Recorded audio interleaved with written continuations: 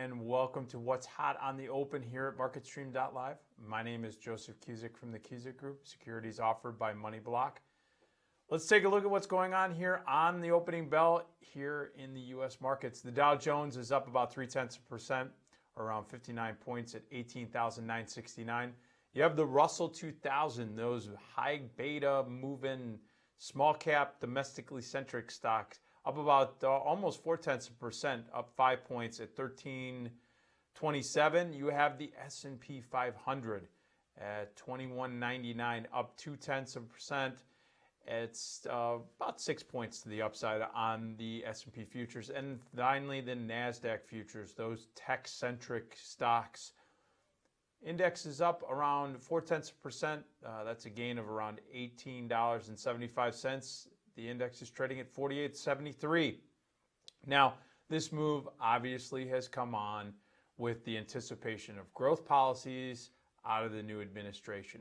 You're going to continue to see the optimism being reflected in the price action until we start seeing what those policies are in a concrete fashion and how they're going to be implemented. So, bottom line is that in anticipation of stronger and faster economic growth and stronger earnings growth, the markets are moving to the upside. And that is it. That's the narrative that we're going to stick with right now.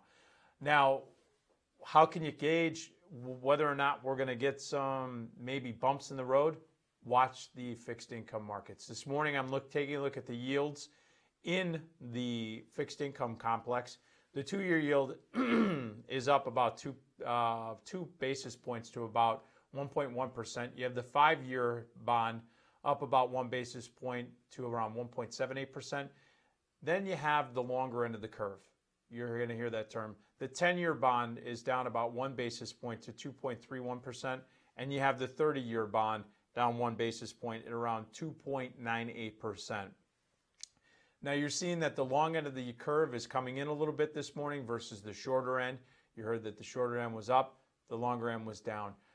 Bottom line is that you see some investors taking the opportunity with the rise in yields, and not just here in the U.S., but we also are seeing it across the board in Europe and in Asia, where they're buying these higher yielding government securities now. Not en masse, but you're starting to see a bid on that longer end of the curve. That's also coming in front of the December 12th Federal Reserve meeting, where right now there's basically a 90% probability that they're going to raise rates here in the U.S. to at least 50 basis points, potentially 75 basis points. So after a huge move in yield in the fixed income market, there seems to be a bid on that longer end of the curve, 10-year, 30-year. All right, so that keeps the market in check. In terms of what we're seeing on the open and what's hot, right now you see cybersecurity on the forefront. Stock Palo Alto Networks, PANW, it's lower by 12%. They had disappointing earnings last night. That's weighing not only on Palo Alto, but also their peers in the cybersecurity space. You can look at the ETF HACK, HACK. That's down about 4%. You also can look at names like Cyber, FTNT, and FireEye. Those are all down basically about 2% across the board. FireEye was also hurt because you could see that there is a downgrade of a sell on Goldman Sachs. The healthcare space is also under some pressure. You're going to take a look at Medtronic. It's down about 5% after it reported a mixed quarter and issued disappointing guidance. So MDT is down about 5%.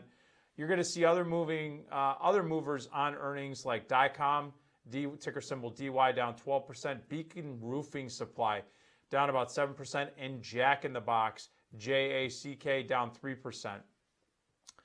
Also, you keep an eye at 10 o'clock Eastern time. We're going to have the existing home sales come out, and that number should move some of the housing sector.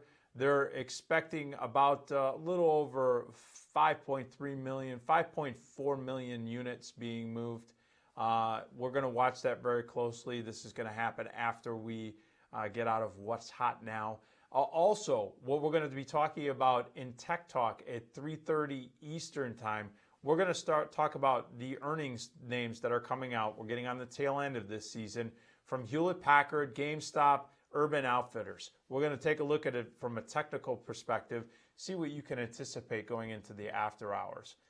All right, that's it right now for what's hot on the open. There's quite a bit of activity. Now, this is a shortened trading week, so today could be a little more volume than we saw yesterday, but it's still going to be very light going into today. Tomorrow, it's really going to taper off unless we have some headline risk. So keep your eyes on MarketStream.live. We're also going to be back at 1:30 Eastern Time with Strategy Now. We're going to cover some strategies that you should be looking at, and then we'll follow it up with our afternoon program. We'll see you then.